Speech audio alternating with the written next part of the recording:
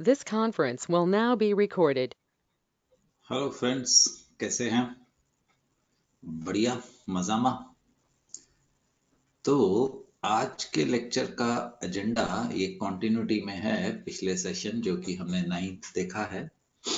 This is reaction of halogen derivative. हमने कर लिया है substitution nucleophilic SN1 SN2 cyanide के साथ रिएक्शन, मेंडियस रिएक्शन, हमने आगे ऐसे रिएक्शन किए हैं। अब हम उसमें आगे बढ़ते हुए एलिमिनेशन की तरफ बढ़ने वाले हैं। Right? The elimination reaction shown by halogen derivative. Alkyl halide shows elimination reaction. आप इसको elimination को dehydrohalogenation भी कह सकते हैं। दिखाते हैं कैसे। जहां पे halogen लगा होगा that is अल्फा कार्बन और उससे अगली बीटा कार्बन। तो सिंबॉलिकली दिखाने की कोशिश कर रहा हूं। यहां से H और यहां से Cl। याद रखिएगा हाइड्रोजन बीटा कार्बन से जाएगी। तो हमारे पास CH2 double bond CH2 is going to be formed, KCl नीचे बैठ जाएगा। दैट इज इसको हम बीटा एलिमिनेशन भी कहते हैं।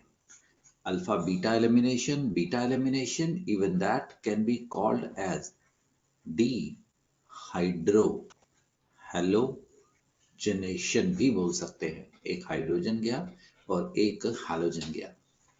रिमेंबर, अगर आपके पास दो एल्कीन की पॉसिबिलिटी है तो जो ज्यादा सब्स्टिट्यूटेड होगा उसको ZSF और वो मेजर मिलेगा। Please, major product is something else. इस वक्त ZSF product is the major product, more substituted alkene. Right? Hydrogen यहां से भी जा सकता था। अगर हाइड्रोजन यहां से जाता है तो आपको प्रोडक्ट 1 मिलेगा। अगर हाइड्रोजन यहां से जाता है तो आपको प्रोडक्ट 2 मिलेगा। The less substituted product is known as Hofmann, जो कि इस वक्त माइनर है अगर आपके पास एक से ज्यादा एल्कीन की पॉसिबिलिटीज आ रही हो। अगर आपके पास विनाइल हेलाइड्स हैं, ये जो sp2 कार्बन होती है उसके साथ जो हाइड्रोजन जुड़ा होता है दैट इज स्ट्रांगली बॉन्डेड। तो हमें उसके लिए stronger base like sodamide use करना होगा। Sodamide is sodium plus ammonia form sodamide. कभी कभी इसको ऐसे भी लिखा जा सकता है सोडियम अमोनिया। या बना बनाया बाहर से डाल दीजिए, सॉरी, सोडामाइड। और इस वक्त ये यहां से हाइड्रोजन और यहां से ब्रोमीन को अब्स्ट्रैक्ट करके हमें अल्काइन को जन्म देगा। अमोनिया बाहर भाग जाएगी, NaBr नीचे बैठ जाएगा। That's another point. नॉर्मली आप यूज करेंगे KOH अल्कोहलिक। ये पहले करवा दिया गया था। क्यों KOH अल्कोहलिक? क्योंकि इसमें C2H5O negative is the base.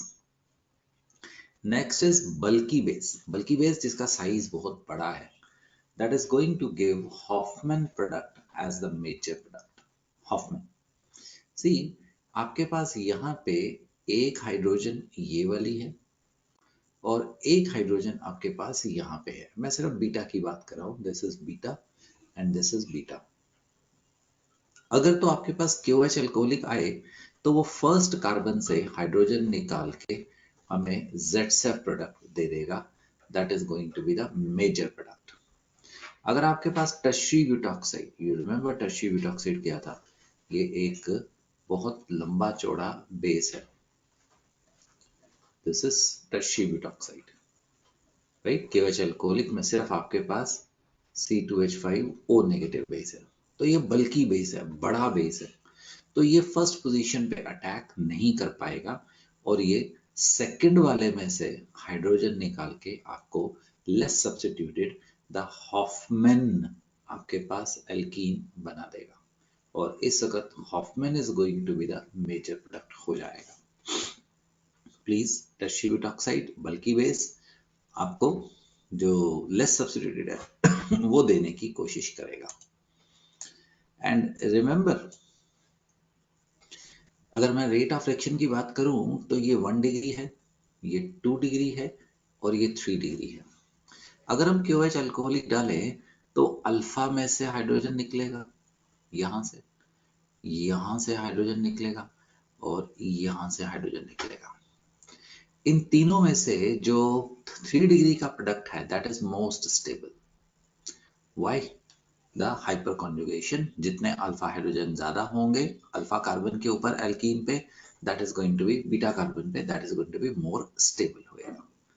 तो अगर हम देखें तो 1 डिग्री के मुकाबले 2 डिग्री के मुकाबले 3 डिग्री का ease of elimination is going to be मोर।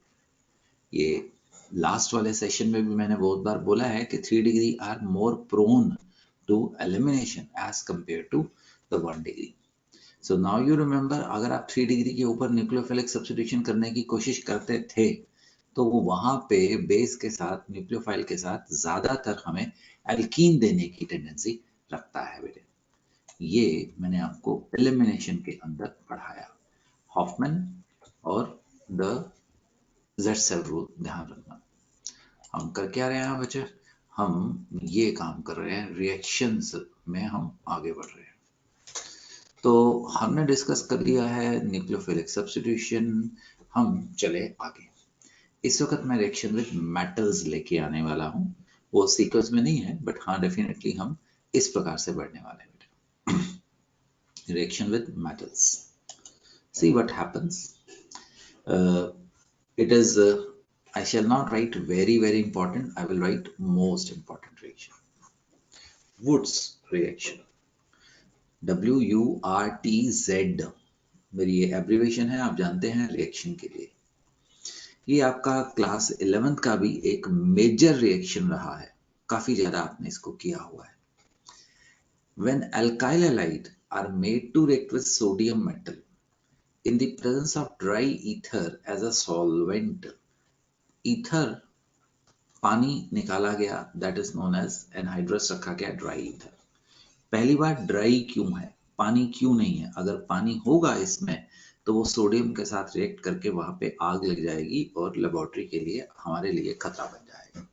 तो it has to be dry ether. आप देखेंगे कि जब भी ईथर आएगा उसमें से पानी निकालना ही बेहतर रहेगा। इस सिचुएशन में दो अल्काइल हैलाइड मिलके हैलोजन लूज करते हैं, वो सोडियम ले जाता है और सोडियम हेलाइड बना के नीचे बैठ जाता है, हमें R और R जुड़ के एल्केन्स बना देते हैं, एल्केन्स बन जाती हैं। इसमें काफी चीजें करने वाली हैं। Remember, methane can not be prepared. देखो ना, कम से कम एक कार्बन वाला तो हो आपके पास। अगर आपके पास CH3Br है तो आप सोडियम डालेंगे बेटे तो कम से कम डबलिंग तो होएगी ना, C2H6, राइट? तो आधे कार्बन का तो कोई कंपाउंड होता ही नहीं, तो आधा इंटू आधा एक अगर मीथेन बनाना है तो वो तो पॉसिबिलिटी है ही नहीं। Alkanes having odd number of carbon atom is avoided because we always get a mixture of product, khichdi product मिलेगी तो उसको हम हमेशा अवॉइड करते हैं। आपने CH3Cl डाला, बैलेंसिंग करने की जरूरत नहीं है, आप करना चाहें तो शौक से करें, आप नहीं करना चाहते हैं तो आप छोड़ दीजिए। तो बेटे एक इसके साथ रिएक्शन हो सकता था, क्या मिलेगा? CH3CH3। एक इसके साथ रिएक्शन हो सकता था, क्या मिलेगा? CH3C2H5। और एक आपके पास रिएक्शन हो सकता है इसका और इसका मिला के रिएक्शन, एक मिनट सॉरी गलती हो गई, अभी सुधार रहा हूं, इसका और इसका रिएक्शन हो सकता था C2H5 C2H5। तो आपको यहाँ पे 3 प्रोडक्ट आने की उम्मीद है। जैसा पहले बोला गया कि केमिस्ट्री में never ever try such reactions जहां पे एक से ज्यादा प्रोडक्ट आ रहे हों। Isolation is very difficult, so therefore हम alkanes having odd number of carbon atoms को हमेशा अवॉइड करते हैं। Here free radical as intermediate can disproportionate. What is disproportionate? अगर एक ही चीज reduction as well as oxidation show करे तो उसको डिस्प्रपोर्शनेशन बोलते हैं। रिडक्शन इज बच्चों इजी लैंग्वेज में gain of hydrogen and oxidation is बेटे लॉस ऑफ हाइड्रोजन। अगले पेज पे दिखाते हैं कि what is going to be expected है। हम कर क्या रहे हैं, हम वुड्स रिएक्शन की बात कर रहे हैं। C2H5Cl, sodium, De abbreviated for dry ether is going to form expected product is this. तो मैकेनिज्म में पहले स्टेज में हैलोजन डेरिवेटिव सोडियम के साथ रिएक्ट करके ले जाता है क्लोरीन और दे जाता है ethyl free radical. Ethyl free radical के साथ कंबाइन करके हमें इथेन से ब्यूटेन प्रोडक्ट बना देता है। दो जुड़ गए ना, एक फ्री रेडिकल इधर, जैसे रेल के दो डब्बे आपस में आके जुड़ गए हैं, दोनों के पास अटैचमेंट की ऑफर है तो ये ट्रेन लंबी हो। But free radical sorry show disproportionation also. So ये जो आपका इथाइल फ्री रेडिकल है उसमें से एक हाइड्रोजन एटम निकलता है और वो दूजे को मिल जाता है। पहले वाले पे आपके पास आ जाता है डबल बॉन्ड, राइट, दोनों के पास एक एक अनपेयर्ड इलेक्ट्रॉन, और जिसको हाइड्रोजन मिला है उससे मिल जाता है हमारे पास एक और डिफरेंट प्रोडक्ट मिल जाता है। सो क्वेश्चन पूछने का अंदाज ये है कि आपको चेक करना है कि आपको समझ आया कि नहीं, कि आपने रट्टा तो नहीं मारा है। They can ask during wood section of chloroethane with sodium. ना भी बोला तो wood section बोला तो चलेगा। How can you explain formation of ethene and ethane? The expected product was butane. That's the answer. आप कहेंगे कि फ्री रेडिकल का स्वभाव है, क्या स्वभाव है, वो शो करता है डिस्प्रपोर्शनेशन। तो एक ethyl free radical hydrogen loose करके एल्कीन बना देता है इथीन, और दूसरा इथेन बना देता है। ये आप आंसर कर सकते हैं। तो अगर आपके पास एक से ज्यादा आपके पास क्लोरीन लगे हो, जिसको आप जेमिनल डायहाइलाइड बोलते हैं, बेटे वो भी इसी प्रकार से रिएक्ट करेगा, राइट। ऑर्गेनिक केमिस्ट्री में अक्सर बैलेंस करने की जरूरत नहीं होती है। तो आपके पास NaCl, ठीक है, जितना मर्जी मोल डाल दो बेटा, ये मत सोचो कि मैं कर क्या रहा हूं, मैं ये देखो कि बस आपको बता रहा हूं। 4 मोल सोडियम लग गए तो आपके पास बन गया इधर से 2, वो गलती हो गई, 1 मिनट सुधार रहा हूं, एक कार्बन खा गया था बेटा, इधर से आ गया ये, और ये जुड़ गया, आपके पास बन गया the ethene, I am sorry, the alkene बन गई है, ब्यूटटूइन बन गई है। That's also a modified Wurtz reaction. Similarly हमारे पास यहां पे अगर विसिनल हो, देखिए CH2Cl, CH2Cl, अगर आप सोडियम डालिए तो आपके पास ये दो सिचुएशन आ सकती हैं।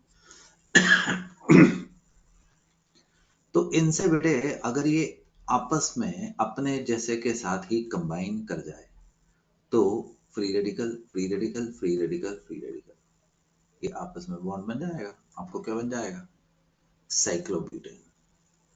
एंड ये भी तो पॉसिबिलिटी है कि अगर ये कंसंट्रेशन कम हो या बिहेव करना चाहे, ये देखो आपस में ज्वाइन करके क्या बना देगा, तो इथीन बना देगा।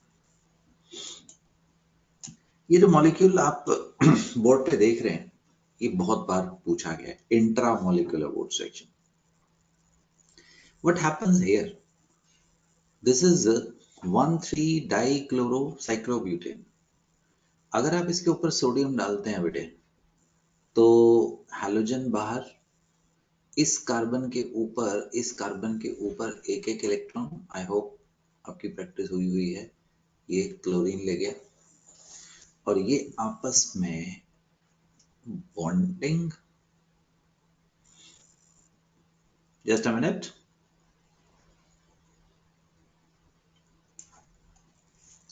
ये आपस में बॉन्डिंग करने वाला है और बना देगा द इस प्रकार का bicyclo compound, that is bicyclo 1,1,0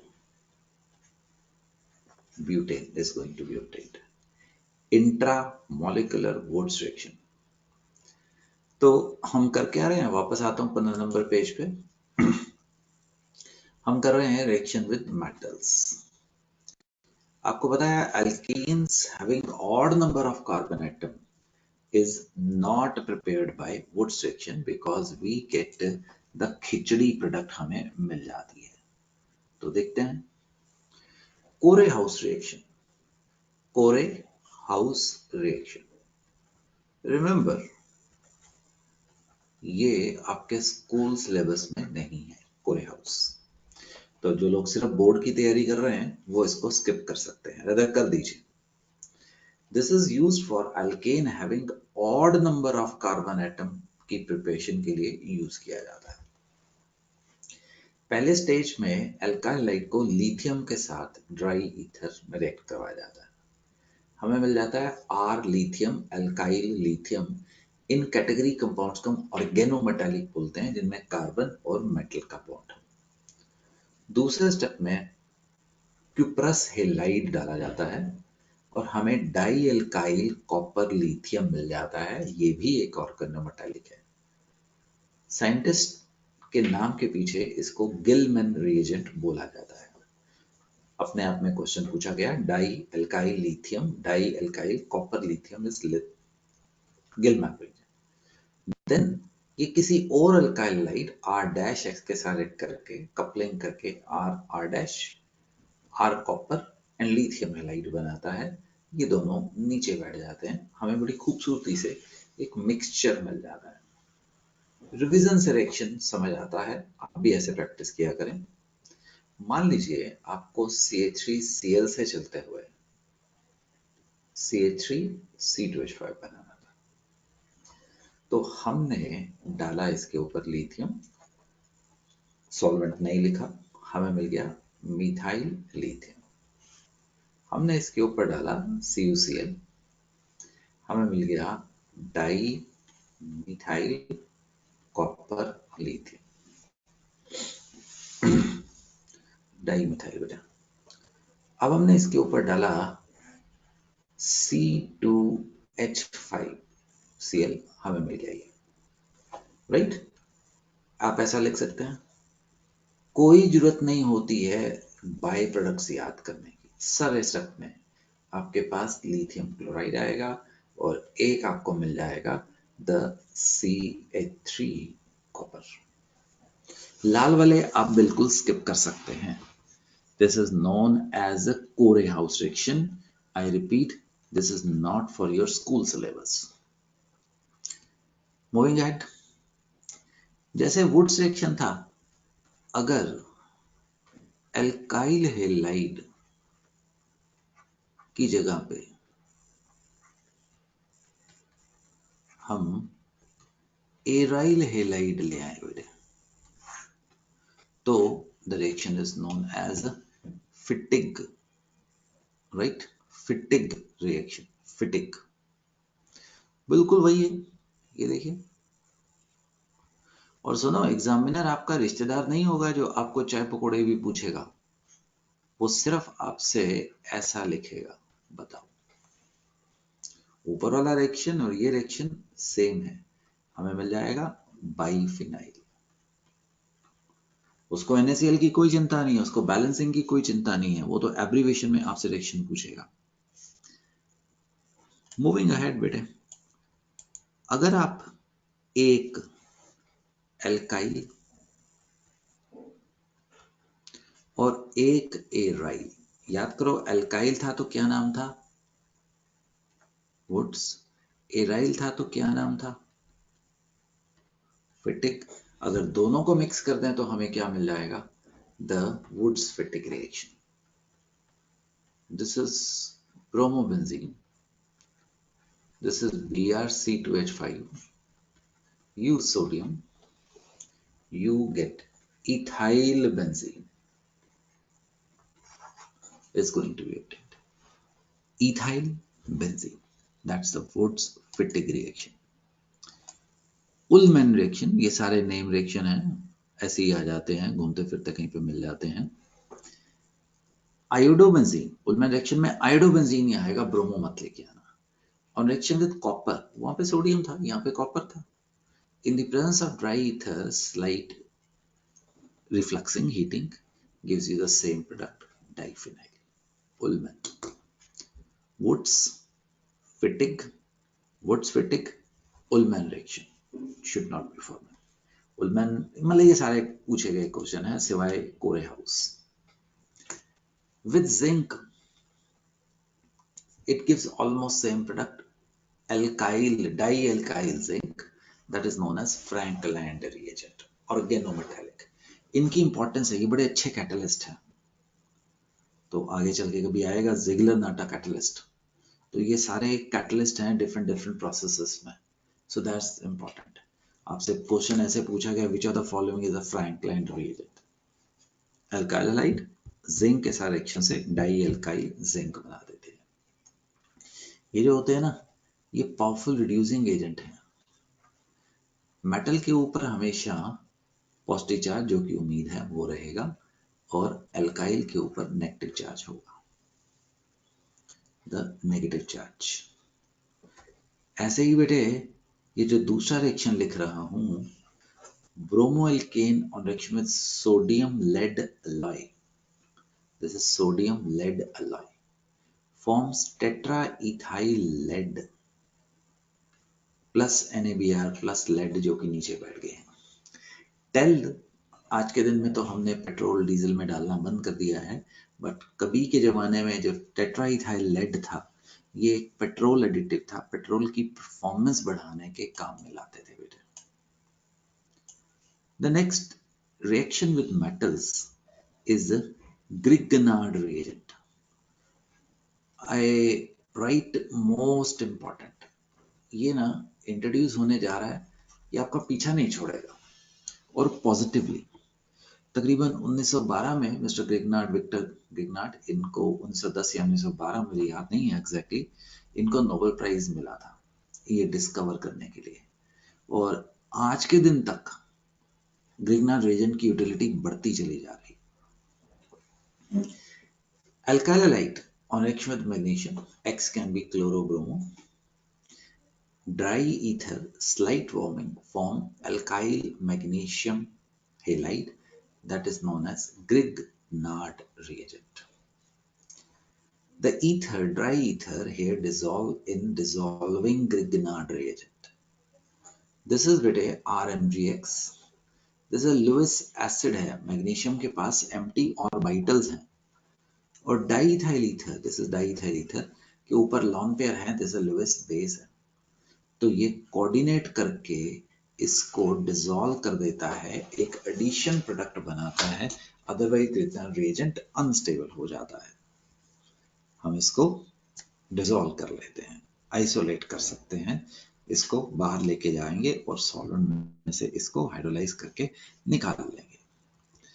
Grignard reagent extremely important, please, right? Again stress कर रहा हूं, this is most important. लिख दिया तो मतलब आप तो भूलेंगे नहीं, it is most important. Grignard reagent is a source of nucleophile R negative. तो हम क्यों करवा रहे हैं आपको, कुछ कारण तो होगा. बेसिकली जहां पे न्यूक्लियोफाइल की जरूरत होती है, nucleophilic substitution reaction, nucleophilic addition reaction aldehyde ketone में करवाएंगे, वहां पे ग्रिग्नार्ड रिएजेंट बहुत काम आएगा. RMGX के ऊपर, R के ऊपर नेगेटिव चार्ज है. You remember alkanes, very weak acid. तो अगर ये लूज करे हाइड्रोजन, तो this is going to be very powerful base कह लो, न्यूक्लियोफाइल कह लो, बन जाता है. It is an extremely useful reagent used for preparation of alkanes, right? For alkanes. तो अगर आपके पास RMGX है, आप उसको पानी सूंघा दो, यहां पे पकड़ लो R नेगेटिव है, पानी में H पॉजिटिव है, तो क्या मिल जाएगा? RH। इसकी मुझे जरूरत नहीं है, इसमें से एक R नेगेटिव गया, एक OH नेगेटिव आ गया। समझे बेटे? इवन ना H प्लस किसी और चीज में से भी निकले तो भी चलेगा। फॉर एग्जाम्पल आपके पास CH3 MgBr है, हमने इसके ऊपर C2H5OH डाल दिया, इसमें भी H प्लस है, तो बेटे यहां पे मिल जाएगा CH3H और आपके पास MgBr OC2H5। अगर आपने यहां पे यूज किया फिनोल, राइट, तो वो भी हमें मिलेगा CH3H MgBr OC6H5। I am stressing क्यों करवा रहा हूं? Remember R part comes from the Grignard reagent of alkane। Second में उन्होंने एक बार बच्चों को फंसा लिया क्वेश्चन में, ये प्रोडक्ट मिलेगा और C2H5H मिलेगा। C2H5H नहीं मिलेगा क्योंकि CH3 के ऊपर नेगेटिव चार्ज है ग्रिग्नार्ड रिएजेंट पे, यहाँ पे C2H5O के ऊपर नेगेटिव चार्ज है, ये इंपॉर्टेंट है। मैं यहां पे लिख देता हूं page 23, page 24 alcohols with oxygen का रिएक्शन दिखाता हूं। R MgBr O। Oxygen is an electrophile. Oxygen के पास एम्प्टी ऑर्बिटल है, क्लास 7 मॉलिक्यूलर ऑर्बिटल थ्योरी। तो R नेगेटिव भाई साहब इसके ऊपर अटैक कर देते हैं और हमें मिल जाता है RO नेगेटिव MgBr पॉजिटिव। अरे आपको याद है MgBr के ऊपर पॉजिटिव चार्ज है, ठीक है, तो मिला के इसके ऊपर पानी फेंक दिया जाता है जिसको आप हाइड्रोलाइसिस बोलते हैं। तो RO नेगेटिव पानी में से ये निकाल के क्या बना देते हैं? ROH बना देते हैं। अरे बड़ी मजेदार चीज कर रहे हो आप। C2H5Br को बना दिया C2H5 MgBr। चलो थोड़ा चेंज करते हैं, ये कोई गलत नहीं था, मैंने चेंज कर दिया, ठीक है।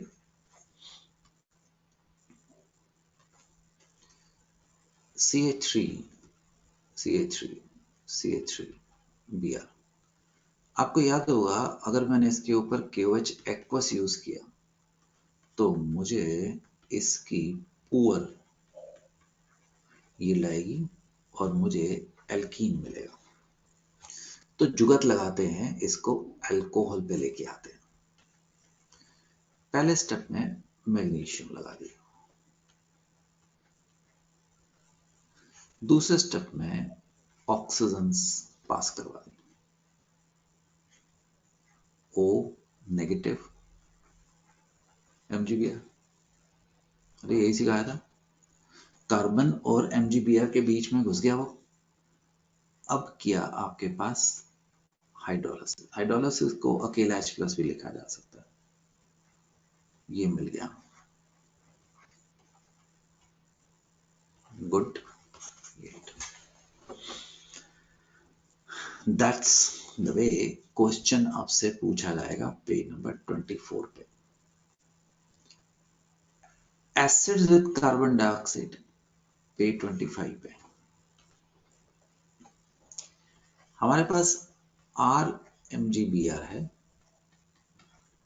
कार्बन डाइऑक्साइड में इसके ऊपर पॉजिटिव चार्ज है, कार्बन डाइऑक्साइड गैस भाग जाएगी मतलब उड़ जाएगी, तो हम इसको ड्राई आइस यूज करते हैं। कार्बन डाइऑक्साइड सॉलिड को हम ड्राई आइस बोलते हैं।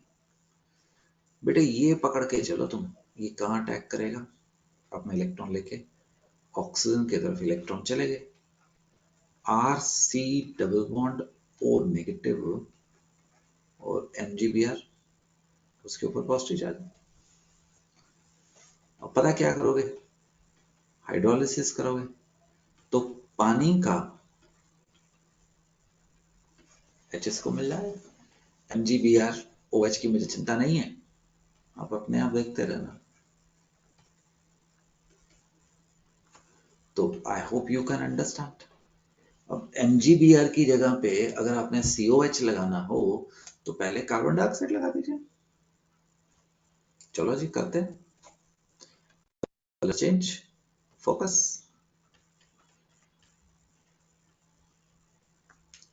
ब्रोमीन था, लेबोरेटरी में मार्केट में डिमांड आ गई, भाई साहब बेंजोइक एसिड चाहिए, बहुत पैसे मिलेंगे, बनाओ। इसकी डिमांड आ रही, इसकी से कोई दवाई की जरूरत है, कोई उन्होंने कोई चीज बनानी है तो उनको बेंजोइक एसिड चाहिए। अब जिसका दिमाग है, उसको ये केमिस्ट्री की नॉलेज है, वो भाई साहब क्या करते हैं, देखो पहले स्टेप में Mg डाल देते हैं, ड्राई ईथर डाल देते हैं। दूसरे स्टेप में कार्बन डाइऑक्साइड, ड्राई आइस, याद रखना CO2 गैस नहीं है। क्या मिल गया पुत्रों, C double bond O negative MgBr। अब क्या करोगे तीसरे स्टेप में, हाइड्रोलिसिस कर दोगे। सिंपली H+ भी लिख सकते हैं। H+ का मतलब पानी है, पानी टूटता नहीं है तो उसमें थोड़ा सा हम एसिड डाल देते हैं। तो बच्चों हम आपको क्या सिखाए हैं, हम आपको इसके 3 रिएक्शन करवा के गए हैं। एल्केन्स पानी के साथ, अल्कोहल्स O2 के साथ, राइट। रहने देता हूं, पानी बस alkanes with water, Grignard reagent, alkanes with water नहीं, एल्केन्स तो प्रोड्यूस है ना, Grignard reagent with water. Water के साथ ग्रिग्नार्ड रिएजेंट देते हैं एल्केन्स, ऑक्सीजन के साथ देते हैं अल्कोहल्स, एंड एसिड्स देते हैं विद कार्बन डाइऑक्साइड। तो क्या ये क्वेश्चन समझ आया? Why Grignard reagent is always prepared under dry and inert condition? जी मेरे बच्चों, क्या सिखाया? पानी के साथ एल्केन, एनहाइड्रस होना चाहिए जी, वरना ग्रिग्नार्ड रिएजेंट। ऑक्सीजन के साथ, राइट। ऊपर मैंने गलत लिख दिया मेरे प्यारे से बच्चों, एक सेकेंड।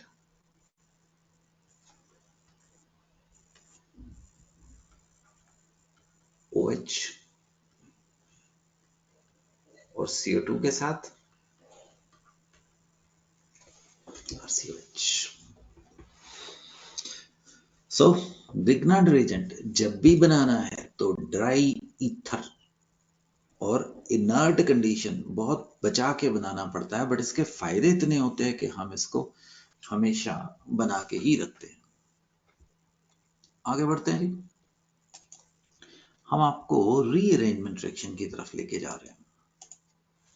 हम इस वक्त ये कर चुके हैं, ये कर चुके हैं, ये कर चुके हैं, रीअरेंजमेंट रिएक्शन की तरफ लेके जा रहे हैं। लेट्स सी, रीअरेंजमेंट में हम आपको करवाएंगे कि 1 डिग्री से 2 डिग्री से 3 डिग्री जो कार्बोकेटायन होते हैं वो बेहतर होते हैं। देखिए एक सेकेंड रुकना, अगले पेज पे दिखाता हूं ये हुआ कैसे, क्योंकि आप रिपीट करेंगे। जब आपने इसके ऊपर AlCl3 डाला, AlCl3 is a Lewis acid, उसने ले लिया AlCl4 नेगेटिव बना दिया और बाहर आ गया। ये जनाब कार्बोकेटायन बन गए। कार्बोकेटायन शिफ्ट शो करते हैं, 1 to hydride shift. This is the 1 degree carbocation. तो उससे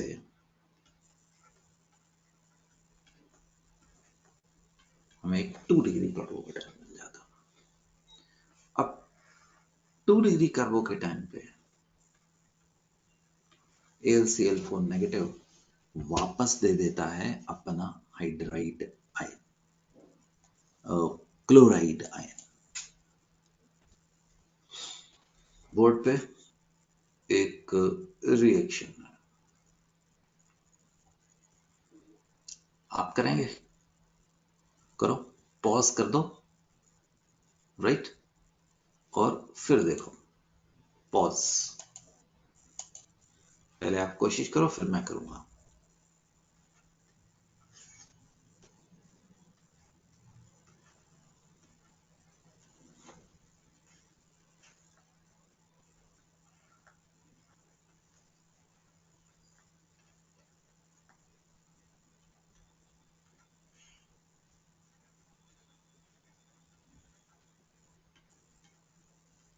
मीथाइल शिफ्ट, यहां पे हाइड्राइड शिफ्ट हुआ था।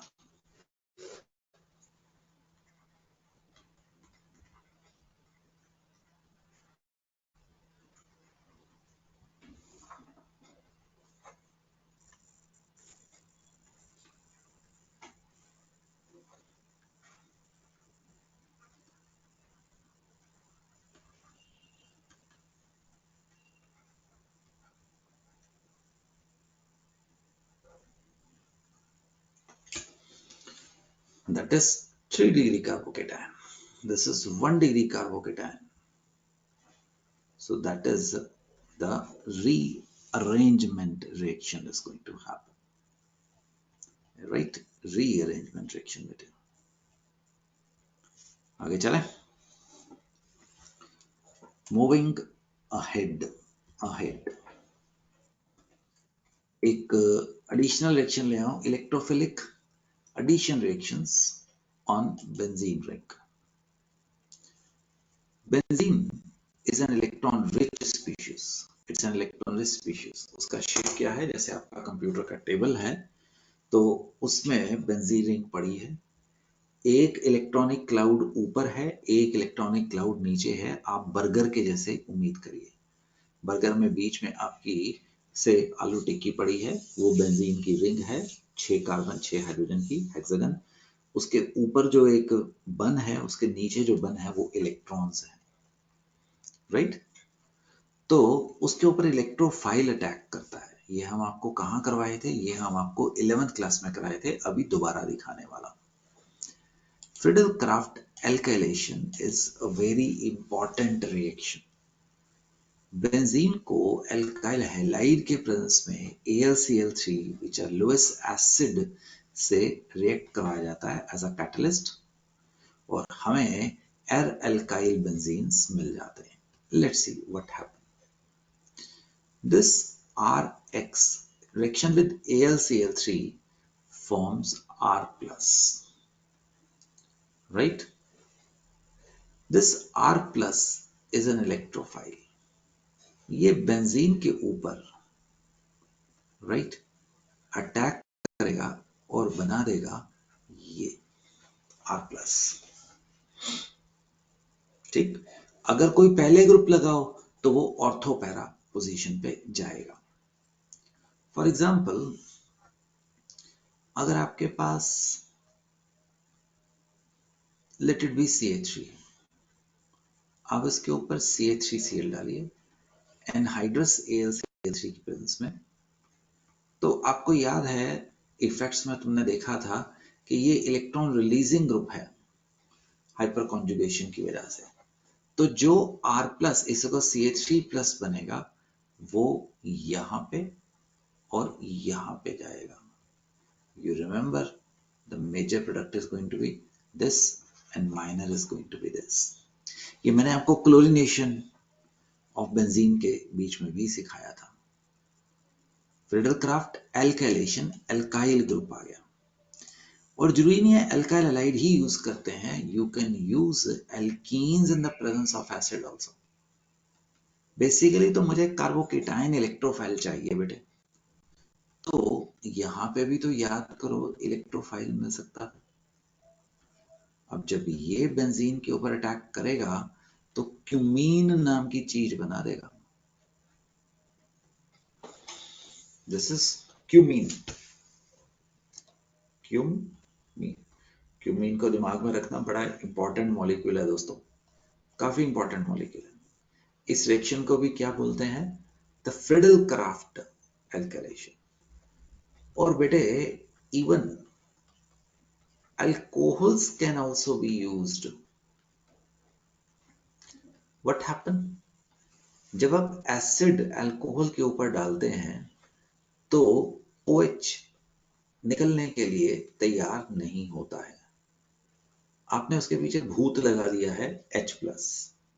जैसे वो हिंदी फिल्मों में नहीं आता, एक कॉमेडियन सा किसी के पीछे लग गया, उसको इरिटेट कर देगा।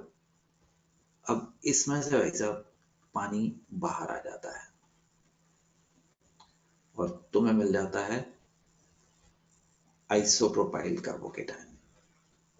ये दोबारा बेंजीन के साथ रिएक्ट करके हमें क्यूमीन बना देता है।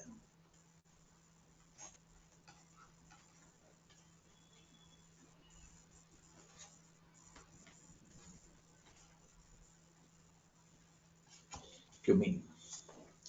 So, Friedel-Crafts reaction can be carried out by alkyl halide, can be carried out FC reaction बोल दिया Friedel-Crafts, alkene और even alcohols के साथ भी रिएक्ट होता हुआ पाया गया है। Can you work out this? Can you work out this? Homework. ढूंढो, करो। अगर एक से ज्यादा हैलोजन, हैलोजन की जगह पे पीएच लगना ना, तो देखो लग गया। यू विल डू इट, मुझे नहीं आता है। Electrophilic aromatic substitution reaction on the haloalkane Friedel-craft reaction हमने करवा दिया। अब समझ रहे हैं अगर क्लोरोबेंजीन होगा तो क्या होगा, हमने यहाँ पे आपको ये रिएक्शन कराया। Remember this thing in your life always बेटे। टैलेंट इज, तुम्हें एक बार कहा तुमने याद कर लिया, बड़ी रेयर होती है रेयर होती है। नहीं है कोई टेंशन मत करो, बट क्या तुम अपने पाथ पे टिक सकते हो तो बात करो, राइट? हम आपको करवाए हैं सब्स्टिट्यूशन, एलिमिनेशन, रीअरेंजमेंट, ये reduction. What is reduction? Gain of height. छोटा सा है, बस हम इसमें से बाहर आने वाले हैं, बस थोड़ा सा पड़ा है। Alkyl halides on being reduced, reduction is loss of hydrogen or gain of hydrogen or loss of halogen atom. H square bracket is a symbol for reducing agent. It can be any of the following: hydrogen in the presence of nickel, platinum or palladium. That is known as catalytic reduction. Zinc copper couple, इसको ऐसा बोलते हैं, zinc copper couple in the presence of ethanol. Reaction zinc का करवाना है, copper थोड़ा सा alloy बना दिया है रेट ऑफ रिएक्शन को कंट्रोल करने से। He रेड फॉस्फोरस, इसको इज्जत से लिखना, it's a very powerful reducing agent. Powerful reducing agent, ये बहुत चीजों को रिड्यूस करवाता है जो कि होते नहीं है, तो हम इसको छोड़ते हैं। It's like king. सारे रिड्यूसिंग एजेंट हाइड्रोजन देते हैं, सबका सेम रिएक्शन है, हैलोजन बाहर गया और उसकी जगह पे हाइड्रोजन आ गया। Lithium aluminium hydride is very powerful reducing agent, पर बहुत महंगा है, यूज करते हैं LH। टिन एसिड, ये सारे के सारे बेटे बस आपकी जनरल नॉलेज के लिए हाइड्रोजन पैदा करते हैं। Zinc chloride, what are reducing agent? Reducing agent are producer of hydrogen. हम आपको क्या करवा रहे हैं? हम आपको हैलोजन डेरिवेटिव्स के रिएक्शन करवा रहे हैं बेटे।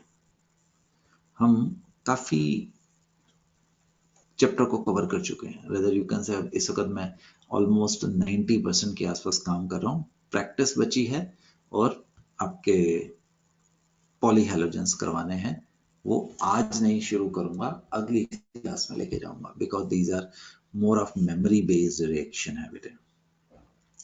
तो अगली क्लास में पॉली हैलोजेंस, जिसमें मैं आपको क्लोरोफॉर्म, आयोडोफॉर्म के मेथड ऑफ प्रिपरेशन, डीडीटी और फ्रीऑन्स के बारे में बताऊंगा। इसमें से क्लोरोफॉर्म बहुत इंपॉर्टेंट है, आयोडोफॉर्म बहुत इंपॉर्टेंट है। रदर आयोडोफॉर्म का बनना एक टेस्ट होएगा, so that I will be discussing in next class. We will move ahead with polyhalogens in next session, and that will be concluding session. अगर आपने कहा तो मैं एनसीईआरटी प्रैक्टिस करवाने के लिए एक सेशन लगा दूंगा, मतलब 2 सेशन में एनसीईआरटी भी कवर हो जाएगी हमारी पूरी। और एनसीईआरटी का मतलब जेई एंड नीट उस लेवल पे काम करता है, क्योंकि उसमें बहुत अच्छी कन्वर्जन आएंगी। कन्वर्जेंस क्या करेगा, टॉपिक को पक्का करेगा। अगर आपने एनसीईआरटी सॉल्व नहीं की, आपने इसके ऊपर प्रॉब्लम सॉल्व नहीं की, तो आप ट्रबल में होंगे। तो next class polyhalogens and NCERT continued, and we are at the end of the chapter मेरे प्यारे से बच्चों। तो तब तक के लिए राइट, जय हिंद एंड सी यू अगेन बच्चों, bye, good luck. Sudhanshu Jetli signing off.